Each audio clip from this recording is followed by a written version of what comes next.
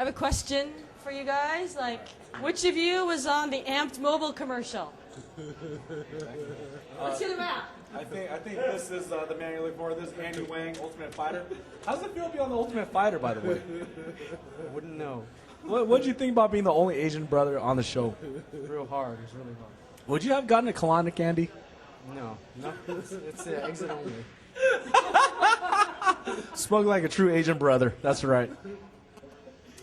Wait, so we do know now that you guys are two different people. Yeah, absolutely. This is Jimmy. Jimmy's the man. He's gonna hopefully be doing some Abu Dhabi action pretty soon here, taking care of some business. The Asian invasion is beginning. So whereas before you only feared us in the boardroom, in the classroom, now you will fear us on the mat. So college campus. No, I'm not even joking about that. Here's the other Asian. There's the trio. Yeah, but no one thinks I'm on the Amped Mobile commercial, rapping in the men's bathroom. If you shake your head. That won't happen. Thanks, Jimmy. All right, Andy. Thanks, buddy. Yeah, thanks, Andy. All right, what's going on, guys? I'll try. I've learned from my last interview, so I'll make sure not to sway to and fro too much. Oh, you watched your interview? I watch it. You're like media savvy now. You're like the man. I've learned a lot. After having a camera. You're a publicist? After having a camera stuck up your ass for 24 hours a day. Wait. Is that literal? Literally and figuratively. We just got done talking to Gabe. I will say this. I have learned a lot.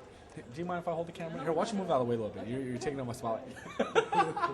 Actually, I learned a lot on the show. Those guys saw last episode. A lot of people have been, all you guys write me hate mail, tell me how you're going to kick my ass, how I should retire. Thank you very much. It's wonderful. I love waking up in the morning and hearing all the positive feedback. But you know what? It's cool. I love hearing the positive and negative. A lot of people keep asking me, the main question keep asking me is, why didn't I do jiu-jitsu? What you don't understand is I did do jiu-jitsu, see? Like some people's jiu-jitsu consists of arm bars, triangles. My jiu-jitsu is called the right cross, the left hook, that kind of jiu-jitsu. So it's a little bit different. But, I don't know. Like I said, man, BJ was a great coach, and I feel really bad because I let him down. He worked really hard with me on certain strategies. I didn't do anything, I didn't do one strategy he wanted me to do. So I feel bad. But I'm going to learn from it. A lot of people have been asking, calling, writing, what's next for me. You'll see more of me. Like, I can't say too much about it, but you'll be seeing a lot more of me. And it's a learning experience, you know what I mean? Like, I would love to say that the editors messed me up. I would love to say that, I felt pressure. It was none of that. I felt great going in the fight. When I got hit, it became a street fight for me. Lost control of my emotions. And, Brandon's a good opponent, and he hit me, and I wanted to knock his head off. So, when I go sleep, some people have nightmares about, whatever, like being on the street, whatever. My nightmares is, always in the back of my head is not fighting to my potential. And that was one of the nightmares that kind of came true. I didn't get to show what I'm truly capable of. But I fought as hard as I could. I just didn't fight very smart. And, I feel bad for BJ and the coaches. They put a lot of time in me. And, I know they expect more of me. We're all jiu-jitsu, and I didn't show one shred of jiu-jitsu. So, it wasn't very smart. So all you guys that keep emailing saying you're going to kick my ass, come do it. Find me at Panda Express anytime. P Station Sepulveda. I'm right there. What's up? What's your question? So can you talk about your relationship with BJ now? Yeah, one of my regrets is after the right after the fight, of course, my relationship with BJ deteriorated. I felt like he felt like I let him down, let the team down, and he asked us all to give him 100%, and I didn't. At the time I felt like I did. I was like, well, I tried to fight as hard as I could. I mean, what do you mean? And what I didn't understand, and now after watching the episode air, I totally understand, which is, I made, I wasted his time, I wasted my time. I was there.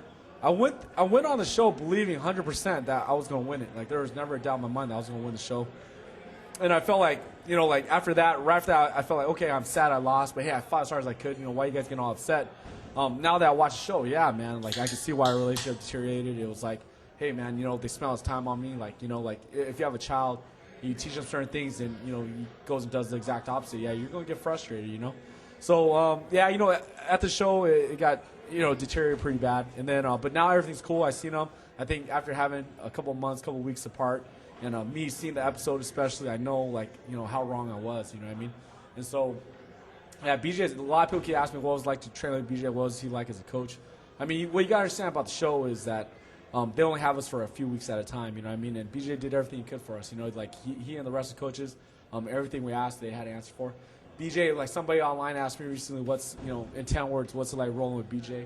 And Roman BJ is like, man, 10 words is like, BJ can do things that other black belts cannot do. I can't say that. I mean, the guy is amazing. Good coach, funny guy. You guys all seen the show, man. He's a funny guy. A lot of things that would have made other coaches flip out, go crazy. Like he kind of laughed it off and made it funny. You know what I mean? So yeah, like I just hope, I don't know how BJ feels about me right now at this moment, but I'm hoping like soon, I can show him like, hey man, he didn't waste all his time on me and some of his moves and stuff like that. That I took to heart, and I'm gonna try to show him that I can be more. I can be much more. So, Is that belt for me? what's your relationship with Tony? Yeah, Tony's like I said. Tony, me and Tony had a really good talk the last day. Like I felt like I said, after the fight, everything deteriorated. Like it got pretty bad. Where, like I said, I didn't really understand where they were coming from. I thought they felt like I didn't try my hardest, but it wasn't so much that as much as like I didn't give them my 100%. Like effort and a promise are two different things. I promised them I'll go for a takedown. When you said promise? Yeah, I said. Well, I'll say this, the one thing I've learned from all this experience is like you can be a great technically, you can be great physically, but you have to be there all the way mentally. Like the best fighters, the best athletes are masters of their emotions, and I wasn't. You know what I mean? And I joke around a lot, but everybody that knows me knows I train hard, I compete hard. I never intend to go out there, trying to go away from the game plan, or I go out there to win every time. You know what I mean? And when he hit me, he knocked me down. Like I said, I felt like a flashback 20 years. I was like, all right, here's another guy like trying bully me or trying to like punk my ass, and I'm like, fuck that. You know what I mean? Like, you want to get down, let's get down. You want to knock me out, let's see if you can. Except that he was a stand-up guy. Except that, yeah, he almost did knock me out, so that was the only problem. But you know what I mean? Like, but like I'm and that's what like Dana and those guys, not Dana, but like all those guys are like, hey, you're supposed to be a jiu-jitsu guy. What are you doing out there, like going blow for blow? And like like I said, it's in hindsight, like I said, my emotions got the better of me. It became a street fight, and against a guy like Brandon, and Brandon's a terrific opponent, a terrific person.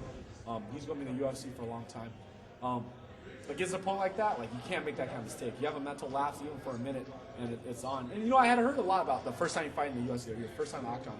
Like some people get gun shy, some people get like they don't fight like their normal selves. You hear about it a lot. And I think I overcompensated. Like, leading up to the fight the night before, I was thinking like, all right, man, you know what? Like, I'm gonna show everybody what this is about. I'm gonna show everybody what I can do. And I think I overcompensated, which is when he hit me, boom, like everything just, I pushed aside all my training. I pushed aside all my like natural instincts, and it became like a fight about pride. A fight about like my feelings, my emotions. And once that happened, like BJ got upset, Tony got upset. So my relationship with them after the fight wasn't so good. Like I said, we didn't really see eye to eye. Like I felt like again at the time, without having seen the show and having time to reflect, I felt like okay, I found my best. And hey, what are you gonna say? But again, watching the show, seeing BJ every 10 seconds say, take him down, and hey, you promised to take him down. Take him down. And I didn't do it. I didn't even try. It's one thing if I would have went in there and I tried to do a single leg or double leg and it didn't work. Okay, so be it. But I didn't even try. But the one thing I took away from it was, the one thing I took away from it was like, yeah, you gotta be the master of emotions all the time. You can't have a mental lapse even for a second. You know what I mean? And bad things are going to happen to everybody in a match or in a fight. At every level. Like every quarterback in the NFL history has thrown an interception. Every home run hitter has had a strikeout. But you can't let it get you down. So when I got knocked down, I let that take over, and that's not going to be good. Not at this level.